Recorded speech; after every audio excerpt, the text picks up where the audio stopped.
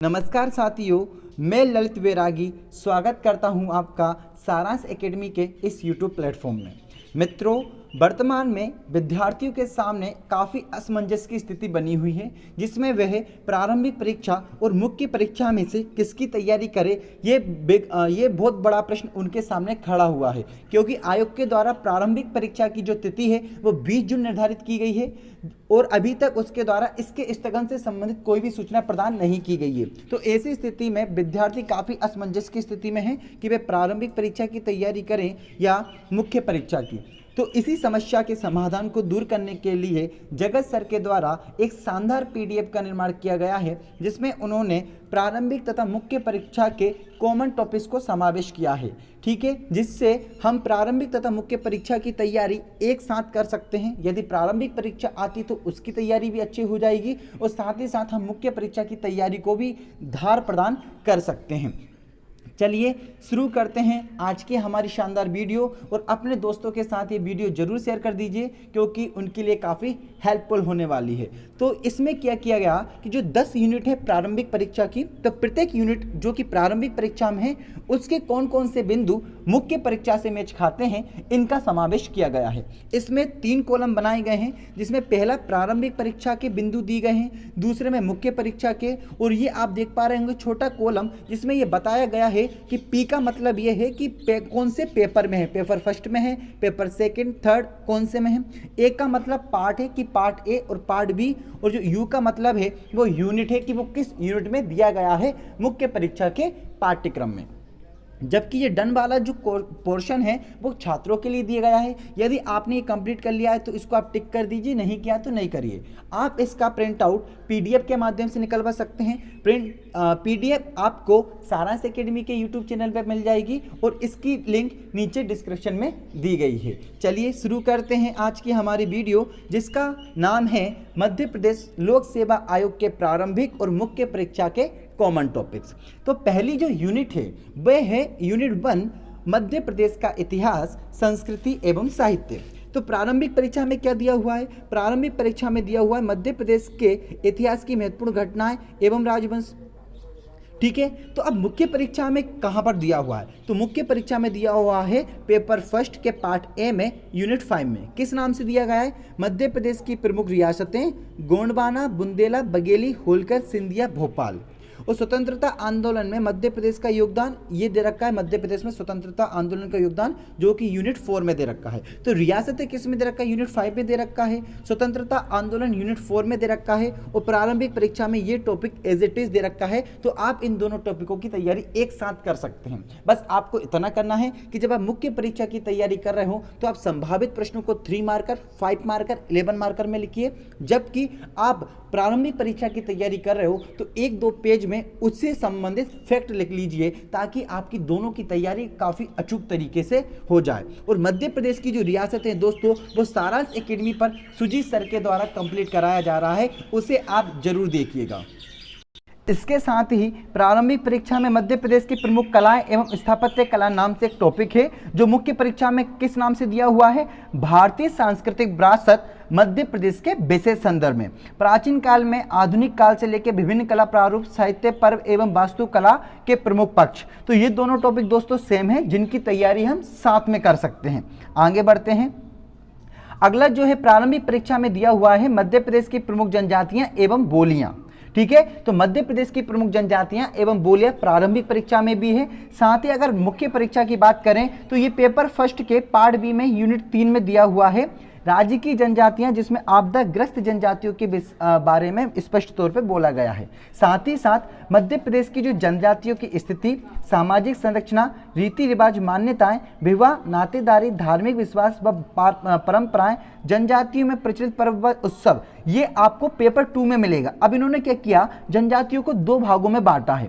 पहले भाग में आपदाग्रस्त जनजातियों के बारे में पूछ लिया है, वो पूछा है पेपर 1 में, और जो पेपर 2 में पूछा गया है वो उनकी सामाजिक स्थिति क्या है, रीति रिवाज क्या है। तो बेसिकली जो प्रारंभिक परीक्षा का जनजातीय वाला टॉपिक होता है उसी को उन्होंने पेपर फर्स्ट में भी रख दिया और पेपर सेकंड में भी रख दिया। तो इन दोनों को आप बखूबी तरीके से तैयार कर सकते हो।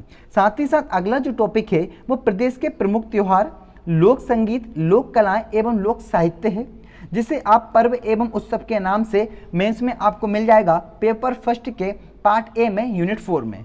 मध्य प्रदेश के प्रमुख साहित्यकार एवं उनकी कृतियां, ये हमेशा से ही इंपॉर्टेंट टॉपिक रहा है, चाहे वो प्रारंभिक परीक्षा हो चाहे मुख्य परीक्षा। तो इस बार मेंस में जो है साहित्य के नाम से दिया है यूनिट 4 में ही। ठीक है, प्रारंभिक परीक्षा में मध्य प्रदेश के प्रमुख धार्मिक एवं पर्यटन स्थलों के बारे में पूछा जाएगा। वहीं मेंस में मध्य प्रदेश के 20 धरोहर स्थल एवं पर्यटन।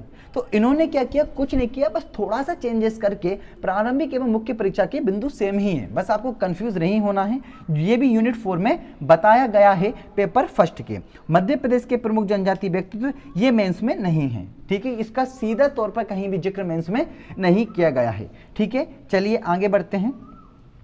आगे बढ़ने से पहले मैं आपको अच्छी सूचना दे देता हूं कि सारांश एकेडमी के द्वारा दोस्तों मेंस की काफी अच्छी तरीके से तैयारी कराई जा रही है। यहां पर एमपीपीएससी मेंस पेपर 3 जो कि काफी चुनौतीपूर्ण होता है, यूनिट 10 भूगर्भ शास्त्र सुजीत सर के द्वारा पढ़ाई जा रही है। एमपीपीएससी मेंस सेकेंड पेपर का लोक प्रशासन एवं प्रबंधन शिव पूजन पाठक सर के द्वारा ली जा रही है। एमपीपीएससी पेपर फर्स्ट की यूनिट 5 जो कि प्रमुख रियासतें हैं सुजीत सर के द्वारा, और मध्य प्रदेश जी के स्पेशल की क्लासेज जो कि प्री और मेंस दोनों के लिए बहुत इंपॉर्टेंट होने वाली है, वो मेरे द्वारा ही ली जा रही हैं। और मेरे द्वारा आयोग भी कंप्लीट कराए जा रहे हैं जो प्रारंभिक परीक्षा की यूनिट 10 में है। तो आप लोग प्ले लिस्ट में जाकर हमारे वीडियो लेक्चर्स को देख सकते हो, काफी शानदार कंटेंट हमारे फैकल्टी के द्वारा दिया जा रहा है। और ज़्यादा जानकारी के लिए हमारे टेलीग्राम ग्रुप सारांश एकेडमी को जरूर ज्वाइन करें, और इस पीडीएफ को प्राप्त करने के लिए भी डिस्क्रिप्शन में दी गई सारांश एकेडमी को जरूर ज्वाइन करें। अब हम चलते हैं यूनिट 2 की तरफ, जो है भारत का इतिहास। यूनिट 2 में भारत के इतिहास की चर्चा की गई है। तो आपको मैं बता दूं कि भारत के इतिहास का प्रारंभिक और मुख्य परीक्षा का सिलेबस ऑलमोस्ट सेम है, बस उन्होंने जो डिवाइडेशन है वो दोनों में अलग अलग कर दिया है। देखते हैं कि प्राचीन एवं मध्यकालीन भारत के इतिहास की प्रमुख विशेषताएं, घटनाएं एवं उनकी प्रशासनिक सामाजिक आर्थिक व्यवस्था, जबकि और 19वीं एवं 20वीं शताब्दी में सामाजिक एवं धार्मिक सुधार आंदोलन जो कि आगे इन्होंने दे रखे हैं। ठीक है, तो अब ये मेंस में किस हिसाब से, ये देखिए, देखो भारत का राजनीतिक आर्थिक सामाजिक एवं सांस्कृतिक इतिहास हड़प्पा सभ्यता से लेकर 10वीं शताब्दी तक। तो इन्होंने मध्यकालीन और प्राचीन नहीं बोला, बल्कि बोल दिया कि हड़प्पा काल से लेकर 10वीं शताब्दी तक। अब ये मुख्य परीक्षा में आपको कहां पर मिलेगा, ये साहब आपको मिलेगा पेपर फर्स्ट में पार्ट ए में यूनिट पहली है। 11वीं से 18वीं शताब्दी तक भारत का राजनीतिक आर्थिक सामाजिक सांस्कृतिक इतिहास, मुगल शासक एवं उनका प्रशासन और मिश्रित संस्कृति का अभ्युदय, ये आपको यूनिट 2 में मिल जाएगा। तो ये जो था एक टॉपिक यूनिट 2 किसमें, प्रारंभिक परीक्षा में, उन्होंने मुख्य परीक्षा में 3 यूनिट में उसको चेंज किया हुआ है। ठीक है, ये देखिए स्वतंत्रता संघर्ष एवं भारतीय राष्ट्रीय आंदोलन, और जबकि इसमें किस नाम से दिया हुआ है, ब्रिटिश शासन का भारतीय अर्थव्यवस्था एवं समाज पर प्रभाव, ब्रिटिश उपनिवेश के प्रति भारतीयों की प्रतिक्रिया, चाहे वो कृषक हो, आदिवासी हो, स्वतंत्रता आंदोलन हो। ठीक है, और भारतीय पुनर्जागरण, राष्ट्रीय स्वतंत्रता आंदोलन एवं इसके नेतृत्वकर्ता। फिर स्वतंत्रता के पश्चात भारत का एकीकरण एवं पुनर्गठन, ये टॉपिक मेंस में बहुत अच्छे तरीके से दे रखा है। प्रारंभिक परीक्षा में पिछले वर्षों तक स्पष्ट तौर पर नहीं था, परंतु गणतंत्र का भारत के रूप में उदय, तो गणतंत्र का भारत के रूप में जो उदय है स्वतंत्रता के पश्चात भारत के एकीकरण एवं पुनर्गठन से संबंधित है। राज्यों का पुनर्गठन, जो राज्य पुनर्गठन अधिनियम 1956 के आधार पर 14 राज्य एवं 6 केंद्र शासित प्रदेशों का गठन हुआ था, वो उसकी चर्चा की जा रही है। मध्य प्रदेश का गठन, स्वतंत्रता प्राप्ति के पश्चात प्रमुख घटनाएं, जैसे कि इंडो पाक वार हो गए, इंडो चाइना वॉर हो गए, कारगिल युद्ध हो गए, और वो सारी घटनाएं जो कि स्वतंत्रता के पश्चात घटित हुई, उनको हमें पढ़ना है। ठीक है, तो ये देखना, ये टॉपिक सेम है जो कि आपको किस में मिलेगा, पेपर 1 के यूनिट 3 में मिलेगा। कहां पर मिलेगा, पेपर 1 के यूनिट 3 में आपको मिलेगा। अब हम लोग चलते हैं यूनिट 3 की ओर, जो है मध्य प्रदेश का भूगोल। यूनिट 3 में प्रारंभिक परीक्षा में मध्य प्रदेश के भूगोल के टॉपिक दिए गए हैं, जो आपको मुख्य परीक्षा में कहां पर मिलेंगे, मुख्य परीक्षा में आपको मिलेंगे पेपर फर्स्ट का जो पार्ट बी है ना, उसके यूनिट 3 मध्य प्रदेश के भूगोल से संबंधित है। ठीक है, तो मतलब आप यूनिट 3 जो प्रारंभिक परीक्षा के है, वो ही पेपर 1 की पार्ट बी की यूनिट 3 मुख्य परीक्षा में। देखिए कैसे, मध्य प्रदेश के वन, वनोपज, वन्यजीव, नदियां, पर्वत एवं पर्वत श्रृंखला दिया हुआ है। जबकि यहां पर किस नाम से, मध्य प्रदेश की भू आकार की, मध्य प्रदेश की नर्मदा घाटी एवं मालवा के विशेष संदर्भ में। मध्य प्रदेश की जलवायु यहाँ पर स्पष्ट दे रखा है। मुख्य परीक्षा में भी जलवायु सीधा तौर पर उन्होंने पूछा है कि मध्य प्रदेश की जलवायु क्या है, उसको प्रभावित करने वाले कारक कौन कौन से होते हैं।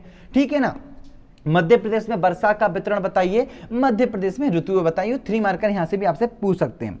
मध्य प्रदेश के प्राकृतिक एवं खनिज संसाधन दिया हुआ है प्रारंभिक परीक्षा में, जो कि मुख्य परीक्षा में प्रमुख वनस्पति खनिज प्रकार एवं वितरण एवं उद्योग के बारे में दिया हुआ है। ठीक है, पेपर फर्स्ट जो पार्ट भी यूनिट 3 के अपन चर्चा कर ही रहे हैं। मध्य प्रदेश में परिवहन स्पष्ट तौर पे प्रारंभिक परीक्षा में दिया हुआ है, जबकि आपको ये मुख्य परीक्षा में देखने को नहीं मिलता है। तो आप यहाँ पे इनका क्या कर सकते हो, मार्क आउट कर सकते हो कि साहब ये जो है प्रारंभिक परीक्षा में और मुख्य परीक्षा में भी, तो इनको पहले कंप्लीट कर लो।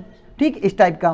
तो मध्य प्रदेश की प्रमुख सिंचाई एवं विद्युत परियोजनाएं जो ऊर्जा संसाधन के नाम से आपको कहां मिल जाएगा, मुख्य परीक्षा के पाठ्यक्रम में भी मिल जाएगा। प्रकार, वितरण एवं उपयोग। ठीक है, अब देखिए मध्य प्रदेश में कृषि, पशुपालन, कृषि आधारित उद्योग, ये प्रारंभिक परीक्षा में टॉपिक है, जिसको मुख्य परीक्षा में थोड़ा ब्रॉड कर दिया है, उसको पॉइंट टू पॉइंट बता दिया है। जबकि प्रारंभिक परीक्षा जब आप पढ़ोगे तो सारे पॉइंट प्रारंभिक परीक्षा में भी पढ़ोगे। प्रमुख फसलें, कृषि जोत क्षेत्र, फसल प्रतिरूप, फसलों के उत्पादन एवं वितरण का भौतिक एवं सामाजिक पर्यावरणीय प्रभाव, बीज एवं खाद की गुणवत्ता, आपूर्ति से संबंधित जुड़े मुद्दे, कृषि के तरीके, उद्यानिकी, मुर्गी पालन, डेयरी, मछली पशुपालन आदि के मुद्दे एवं समस्याएं, कृषि उत्पादन, परिवहन, भंडारण एवं विपणन संबंधित समस्या एवं चुनौतियां। तो ये बेसिकली जो कृषि वाला पूरा क्षेत्र पोर्शन है, ये आपको यूनिट 2 में मिलेगा, यूनिट 2 में पार्ट बी में। ठीक है, और ये कौन सा पेपर, पेपर 2 में। ठीक है, उसके बाद देखिए मृदा के भौतिक एवं रासायनिक गुण, जैविक गुण, मृदा प्रसंस्करण एवं मृदा निर्माण, मृदा क्षरण, हास एवं समस्या, जो कि पहले भी मुख्य परीक्षा में हुआ करता था, समस्याग्रस्त मृदा, उसके परिष्कार के तरीके, जल ग्रहण क्षेत्र, आधार पर मृदा संरक्षण। ये स्पष्ट तौर पे तो देखो आपको प्रारंभिक परीक्षा में नहीं मिलेगा, परंतु इसकी तैयारी आप अलग से कर सकते हो। ठीक है, फिर यूनिट 4 आती है, जिसमें भारत एवं विश्व के भूगोल की चर्चा की गई है। किसकी चर्चा की गई है, भारत एवं विश्व के भूगोल की। तो भारत का भूगोल के प्रारंभिक एवं मुख्य परीक्षा के कॉमन टॉपिक्स हैं, ये देख लेते हैं। भौतिक भूगोल दिया हुआ है प्रारंभिक परीक्षा में कि भौतिक विशेषताएं एवं प्राकृतिक प्रदेश। अब भौतिक विशेषताएं क्या क्या होती हैं, भौतिक विशेषताएं पर्वत होती हैं, पठार होती हैं, मैदान होती हैं, नदियां होती हैं, झील, हिमनद, यही तो भैया किसी भी भौगोलिक संरचना की भौगोलिक विशेषताएं होंगी। तो ये किस में दिया हुआ है, ये दिया हुआ है मेंस में भी। पेपर फर्स्ट के पार्ट बी में यूनिट 2 जो है वो हमको ये बताती है मुख्य भौतिक स्वरूप, जैसे कि पर्वत। अब पर्वत में आपको क्या पढ़ना है, विश्व के पर्वत आपको बहुत अच्छे से पढ़ना है, जैसे कि एंडीज, रॉकीज, है ना, हिमालय, इनकी सबसे ऊंची चोटी। ये क्या 3 मार्कर में आपसे यहाँ से प्रश्न पूछ सकते हैं। उसके बाद आपको क्या पढ़ना है, प्राकृतिक संसाधन। प्राकृतिक संसाधनों में वन, खनिज, जल, कृषि, वन्य जीव, राष्ट्रीय उद्यान, अभ्यारण्य और सफारी। ये प्राकृतिक संसाधन प्रारंभिक परीक्षा का टॉपिक है। वहीं ये आपको किस नाम से मिलेगा मुख्य परीक्षा में, प्राकृतिक संसाधन के प्रकार, उपयोग, जल, वन, मृदा, सेल एवं खनिज। ठीक है, ये भी आपको यूनिट 2 के रूप में मिल जाएगा। सामाजिक भूगोल की बात करें तो सामाजिक भूगोल में कौन कौन आता है, जनसंख्या संबंधी बात आती है, जनांकिकी आती है, लिंगानुपात, साक्षरता, आर्थिक गतिविधियां। जबकि ये मेंस में भी एज इट इज दे रखा है जनसंख्या के नाम से, अर्थात ये दोनों टॉपिक भी समान है और आप इनकी तैयारी एक साथ कर सकते हैं। आर्थिक भूगोल स्पष्ट तौर पे प्रारंभिक परीक्षा में दिया हुआ है, परंतु ऐसा जिक्र हमें मुख्य परीक्षा में नहीं मिलता। प्रारंभिक एवं मानवीय संसाधन, उद्योग, यातायात एवं साधन। ठीक है, जलवायु की बात करें तो जलवायु मुख्य परीक्षा में अलग से अंकित किया हुआ है। मानसून की उत्पत्ति, एल नीनो, जलवायु एवं ऋतुओं, वर्षा का वितरण एवं जलवायु प्रदेश, ये यूनिट 3 में दिया हुआ है जलवायु के नाम से मुख्य परीक्षा में। अगर विश्व के भूगोल की बात करें तो विश्व के भूगोल में कौन कौन सी चीजें, तो विश्व का भूगोल याद रखना पार्ट बी में यूनिट फर्स्ट में दिया हुआ है पहले ही पेपर में। तो उसमें जो प्रारंभिक परीक्षा में विश्व के महाद्वीप, मतलब आपको 7 महाद्वीपों के बारे में पढ़ना है। ठीक है, देश पढ़ना है, महासागर पढ़ना है, नदियां एवं पर्वत। अब देखो इन्होंने शुरू यहां से किया, पर्वत, पठार, मैदान, नदियां, झीलें एवं हिमनद। ठीक है, तो ये भूगोल विश्व के भूगोल में मुख्य परीक्षा में भी टॉपिक दिए हुए हैं। वहीं पर भूकंप, सुनामी, चक्रवात, ज्वालामुखी, ये घटनाएं हो गई। और विश्व की जलवायु, ऋतु, वर्षा का वितरण, जलवायु प्रदेश, जलवायु परिवर्तन एवं उसके प्रभाव। विश्व के प्राकृतिक संसाधन अलग से टॉपिक दिया है प्रारंभिक परीक्षा में।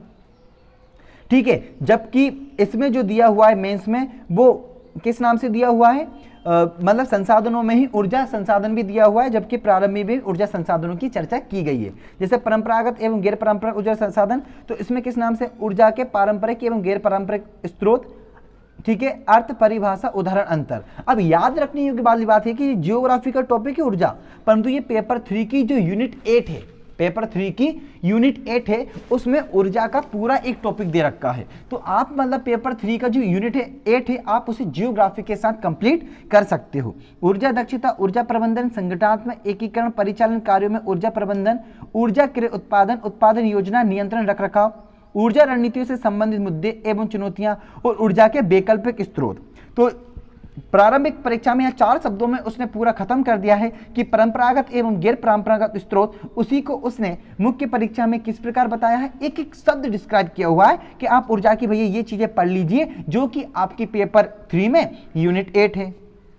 जल एवं आपदा प्रबंधन, ये प्रारंभिक परीक्षा में नहीं दिया हुआ है। आपूर्ति एवं जल अशुद्धि के कारण गुणवत्ता एवं प्रबंधन, जल और भूजल एवं संग्रहण।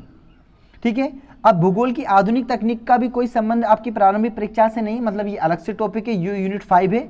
सुदूर संवेदन सिद्धांत, चुंबकीय स्पेक्ट्रम, उपग्रह, सुदूर संवेदन उपयोग, GIS और GPS, ये सब क्या है, भूगोल की आधुनिक तकनीक के अंतर्गत आते हैं, जो कि प्रारंभिक परीक्षा से हमें कोई प्रत्यक्ष संबंध इसका दिखाई नहीं देता।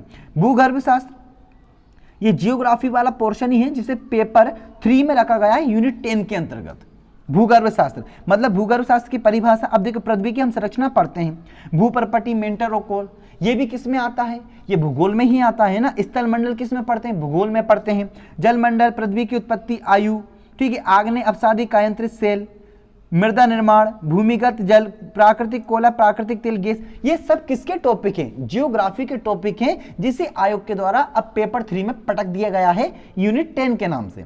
तो याद रखिए, जब आप पेपर 3 का यूनिट 10 पढ़ो दोस्तों, तो आप जियोग्राफी पर थोड़ा विशेष फोकस कर लेना, क्योंकि आपका जियोग्राफी वाला ही पोर्शन इसके अंतर्गत आता है। अब यूनिट 5 की हम चर्चा करें तो मध्य प्रदेश की संवैधानिक व्यवस्था एवं राज्य की अर्थव्यवस्था यूनिट 5 में प्रारंभिक परीक्षा में दिया हुआ है। ठीक है, तो क्या क्या नाम से दिया हुआ है कि मध्य प्रदेश की संवैधानिक व्यवस्था, राज्यपाल, मंत्रिमंडल, विधानसभा, उच्च न्यायालय, और मध्य प्रदेश की त्रिस्तरीय पंचायती राज व्यवस्था, नगरीय प्रशासन एवं व्यवस्था। ठीक है, ये तो हमें स्पष्ट तौर पे नहीं मिलेगा, पॉलिटी में मिलेगा त्रिस्तरीय पंचायती राज व्यवस्था, परंतु राज्य की अर्थव्यवस्था, मध्य प्रदेश की जनांकिकी एवं जनगणना, ठीक है, जनगणना, और ये पेपर 2 के पार्ट बी में यूनिट 2 में लिखा हुआ है, मध्य प्रदेश की जनांकिकी परिदृश्य एवं मध्य प्रदेश का अर्थव्यवस्था पे इसका प्रभाव, ये स्पष्ट तौर पे। तो आप मध्य प्रदेश की जनगणना प्रारंभिक परीक्षा और मुख्य परीक्षा दोनों के लिहाज से अच्छी तरीके से तैयार कर सकते हो।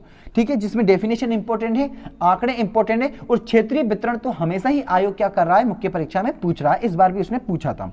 मध्य प्रदेश का आर्थिक विकास, ये प्रारंभिक परीक्षा में दिया हुआ है, और मध्य प्रदेश के प्रमुख जो उद्योग हैं वो मेंस में आपको यूनिट 3 में मिल जाएंगे, कृषि, वन उत्पाद, खनिज आधारित उद्योग।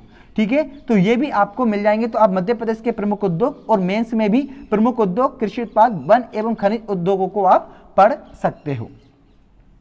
अब राज्य की कल्याणकारी योजनाएं दे रखा है, इसमें मेंस में कृषि की कल्याणकारी योजनाएं दे रखी हैं, तो राज्य की कल्याणकारी योजना में तो सारी योजनाएं आ जाती हैं, तो आप उनमें से क्या करना, कृषि की योजनाओं पे स्टार लगा के लिख देना कि साहब ये तो मेंस के टॉपिक में भी है।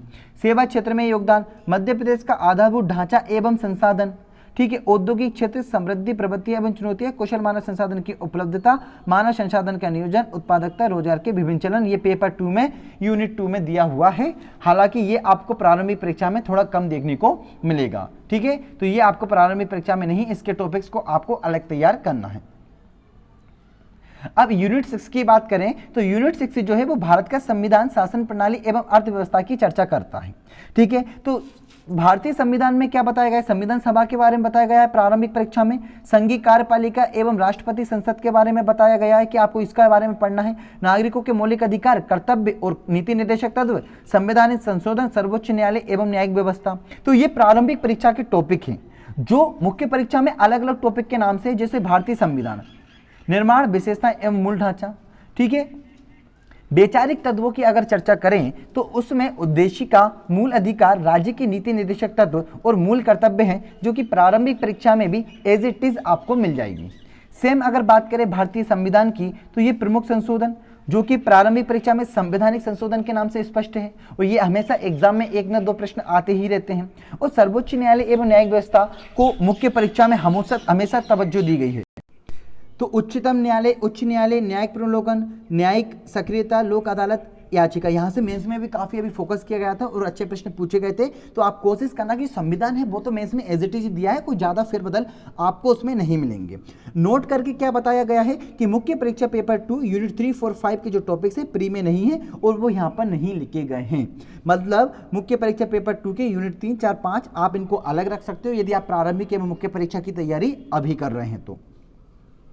भारतीय अर्थव्यवस्था, औद्योगिक विकास, विदेशी व्यापार एवं आयात निर्यात, ठीक है, ये पेपर 2 में यूनिट 1 के नाम से आपको मिलेगा। भारत में कृषि, उद्योग, सेवा क्षेत्र के प्रमुख मुद्दे एवं पहल, भारत में राष्ट्रीय आय एवं गणना, भारत का अंतर्राष्ट्रीय व्यापार एवं भुगतान संतुलन, विदेश पूंजी की भूमिका, बहुराष्ट्रीय कंपनी, आयात एवं निर्यात। देखो आयात एवं निर्यात नीति यहाँ भी दे रखा है, आयात निर्यात नीति यहाँ भी दे रखा है, ठीक है। तो ये मेंस के टॉपिक आपको प्रारंभिक परीक्षा में भी मिल जाते हैं। वित्तीय संस्थाएं, रिजर्व बैंक, राष्ट्रीयकृत बैंक, सेबी, एनएसई आदि गैर वित्तीय संस्थाओं की चर्चा की जा रही है।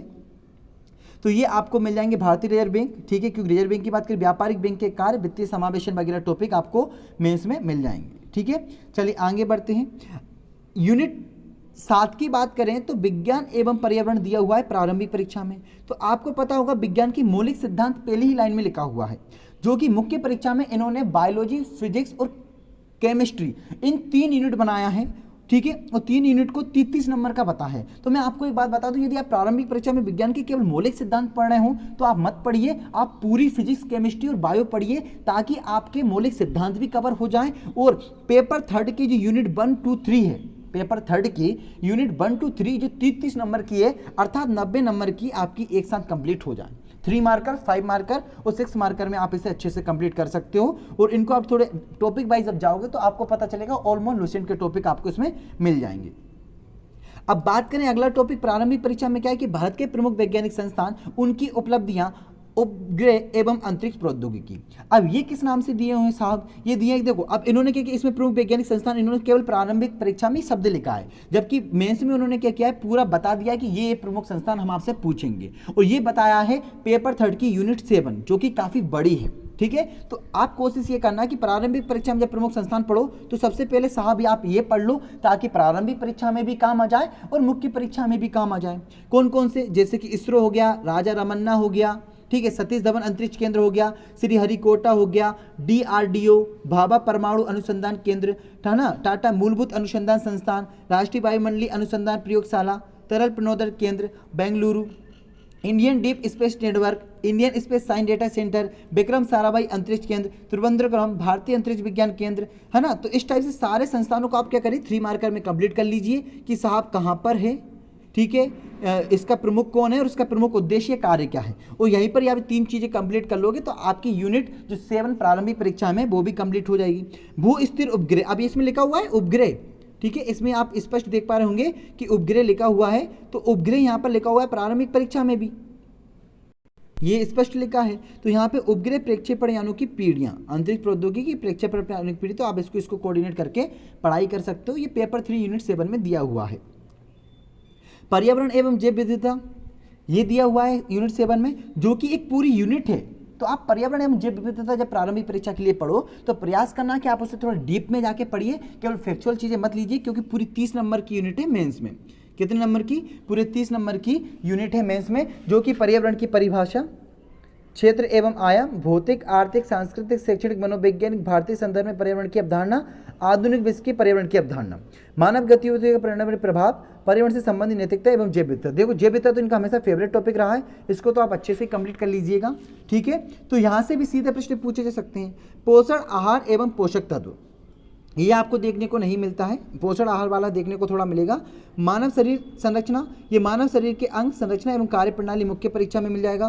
कृषि उत्पाद तकनीक डायरेक्ट नहीं लिखा हुआ है, ठीक है। और जो खाद्य प्रसंस्करण यूनिट 7 में लिखा हुआ है वो पेपर फर्स्ट के पार्ट बी में यूनिट 2 है, पेपर फर्स्ट के पार्ट बी में यूनिट 2 है। खाद्य प्रसंस्करण संबंधित उद्योग, संभावना एवं महत्व, उद्योग, स्थानीय पूर्ववर्ती अग्रवर्ती आवश्यकता, मांग एवं पूर्ति श्रृंखला। तो आप याद रखिए कि प्रारंभिक परीक्षा और मेंस की तैयारी करते वक्त आप इन दोनों टॉपिक्स को एक साथ पढ़ सकते हो, तो बेहतर तरीके से आपकी तैयारी होगी। तरीका मैंने आपको बता दिया है कि आप 3 मार्कर, 6 मार्कर, 11 मार्कर को एक साथ लिख लीजिए, साथ ही साथ आप 1-2 पेज पर फैक्ट शीट भी बना लीजिए, ताकि प्रारंभिक परीक्षा में प्रारंभिक परीक्षा की तैयारी कर सकें और मेंस में आप मेंस के टॉपिक पढ़ सकें। यूनिट 7 में स्वास्थ्य नीति एवं स्वास्थ्य कार्यक्रम की चर्चा की गई है, जो कि पेपर 3 में यूनिट 6 है, जिसको बोला है उन्होंने संक्रामक रोग एवं उनकी रोकथाम, राष्ट्रीय टीकाकरण कार्यक्रम, आयुष पद्धति, केंद्र एवं राज्य शासन की महत्वपूर्ण कल्याणकारी योजनाएं। ये देखो, ये टॉपिक सीधा जुड़ा हुआ है। और केंद्र शासन के महत्वपूर्ण स्वास्थ्य संगठन, ये आपको पेपर 3 की यूनिट 6 में मिल जाएगा, तो आप इन दोनों की तैयारी भी कर सकते हो। फिर प्रदूषण एक टॉपिक दे रखा है, जो कि पेपर 3 में पर्यावरण के अंतर्गत स्पष्ट तौर पर बताया गया है यूनिट 9 में ही, कि पर्यावरण प्रदूषण, पर्यावरण परिवर्तन, पर्यावरण से संबंधित समस्याएं, चुनौतियां, पर्यावरणीय क्षरण और प्रभाव, पर्यावरणीय शिक्षा, ठीक है, और पर्यावरण अनुकूल प्रौद्योगिकी, ऊर्जा संरक्षण, पर्यावरण संरक्षण, संवैधानिक प्रावधान, पर्यावरण संरक्षण नीति एवं नियामक ढांचा। तो आप प्रदूषण का टॉपिक इसके अंतर्गत कंप्लीट कर सकते हो, ताकि मुख्य परीक्षा और प्रारंभिक परीक्षा दोनों की तैयारी बखूबी तरीके से हो जाए। प्राकृतिक आपदा एवं प्रबंधन, ये आपको किस में मिलेगा? पेपर फर्स्ट की यूनिट 4 जो है पार्ट बी की, उसमें सीधा लिखा हुआ है प्राकृतिक आपदा एवं सामुदायिक योजना, जो कि आपको स्पष्ट तौर पर मिल जाएगा। तो आप प्राकृतिक आपदा एवं प्रबंधन भी मेंस की दृष्टि से पढ़ लीजिए, ताकि प्रारंभिक परीक्षा की अपने आप तैयारी हो जाए। यूनिट 8 जो है अंतर्राष्ट्रीय एवं राष्ट्रीय समसामयिक घटनाएं, ये मुख्य परीक्षा में बिल्कुल नहीं दी गई है, मतलब स्पष्ट तौर पर कहीं भी इसका उल्लेख नहीं किया गया है। हालांकि वो करंट रिलेटेड करके क्वेश्चन जरूर पूछेंगे। यूनिट 9 की अगर हम बात करें तो यूनिट 9 में इलेक्ट्रॉनिक्स, सूचना एवं संचार प्रौद्योगिकी, रोबोटिक्स, आर्टिफिशियल इंटेलिजेंस एवं cyber security, e governance, internet तथा सोशल नेटवर्किंग साइट्स के बारे में बताया गया है। जबकि मुख्य परीक्षा में इस बार सूचना एवं संचार प्रौद्योगिकी को सीधे उन्होंने कंप्यूटर के एक टॉपिक के रूप में जोड़ दिया, जो कि 30 नंबर का है पेपर 3 में यूनिट 4। तो सूचना संचार प्रौद्योगिकी में जब आप कंप्यूटर पढ़ें तो कंप्यूटर थोड़ा विशेष तौर पे पढ़ लीजिएगा, क्योंकि कंप्यूटर के प्रकार, विशेषताएं एवं generation, memory, input output devices, storage devices, software, hardware, operating system, Windows, Microsoft office के उपयोग और कंप्यूटर की जो भाषा है वो मुख्य परीक्षा के पाठ्यक्रम में पेपर 3 में यूनिट 4 के अंतर्गत शामिल इसे किया गया है। Robotics, artificial intelligence, cyber security, जिसको आप है ना यूनिट 4 में देख पाओगे, क्लोन्स, रोबोट्स, कृत्रिम बुद्धिमत्ता के रूप में। ई गवर्नेंस तो सीधा दिया हुआ है, तो प्रारंभिक परीक्षा और मुख्य परीक्षा में बिल्कुल एक जैसे नोट्स बना लीजिएगा। और इंटरनेट तथा सोशल नेटवर्किंग साइट्स आपको कहाँ पे मिल जाएंगे? इंटरनेट तथा ईमेल, सोशल मीडिया और विभिन्न उपयोगी पोर्टल एवं साइट एवं पेज पे पेज, ठीक है। तो साइड में सोशल नेटवर्किंग साइट्स भी आ जाएंगी। तो ये प्रारंभिक एवं मुख्य परीक्षा के 3rd पेपर से संबंधित इंपॉर्टेंट टॉपिक्स हैं, जो कि कॉमन है। अब यूनिट 10 की अगर हम चर्चा करें तो यूनिट 10 तो भैया जो है उसे आप मुख्य परीक्षा की दृष्टि से ही पढ़ लीजिएगा, क्योंकि यूनिट 10 के ऑलमोस्ट जितने भी आयोग हैं वो आपको मुख्य परीक्षा में मिल जाएंगे। वो मिलेंगे आप पे पेपर 2 के पार्ट ए में, जो यूनिट 2 है उसमें आपको सारे आयोग मिल जाएंगे। तो अब जब आप फैक्चुअल पढ़ाई कर रहे हैं तो आयोग के कार्य, उनका आलोचनात्मक मूल्यांकन और उसकी जो भूमिका है आप उसको भी तैयार कर लीजिए। जैसे भारत का निर्वाचन आयोग मुख्य परीक्षा में भी है, प्रारंभिक परीक्षा में संघ लोक सेवा आयोग, एमपीपीएससी, नियंत्रक एवं महालेखा परीक्षा, नीति आयोग और मानवाधिकार आयोग, ये सारे के सारे टॉपिक्स आपको मेंस की परीक्षा में मिल जाएंगे। संघ लोक सेवा आयोग, मध्य प्रदेश लोक सेवा आयोग, नियंत्रक महालेखा परीक्षा, नीति आयोग एवं मानवाधिकार आयोग। महिला आयोग भी आपको मेंस में मिल जाएगा। बाल अधिकार संरक्षण आयोग आपको मेंस में नहीं दिया गया है, ठीक है। अनुसूचित जाति जनजाति आयोग दिया हुआ है, अन्य पिछड़ा वर्ग आयोग दिया हुआ है, सूचना आयोग दिया हुआ है, सतर्कता आयोग दिया हुआ है जो कि केंद्रीय सतर्कता आयोग नाम से, एनजीटी नहीं दिया हुआ है परंतु वो आपसे पर्यावरण में पूछ सकते हैं, वो खास संरक्षण आयोग नहीं दिया हुआ है। जबकि आपको 2 एक्स्ट्रा आयोग बस करना है, प्रतिस्पर्धा आयोग एवं उपभोक्ता फोरम आयोग जो कि मेंस में अलग से दिया हुआ है। तो दोस्तों ये जो टॉपिक्स थे वो हमारे प्रारंभिक एवं मुख्य परीक्षा की दृष्टि से महत्वपूर्ण थे, कॉमन टॉपिक्स थे। आप इनकी तैयारी एक साथ कर सकते हो। इस पीडीएफ को निकाल लो, जगत सर ने काफी अच्छे तरीके से इसे तैयार की गई है और आज से कौन कौन से कंप्लीट होगा उस पर भी आप टिक कर सकते हो। चलिए आज के टॉपिक को हम यहीं पर खत्म करते हैं। बहुत बहुत धन्यवाद। जय हिंद, जय भारत।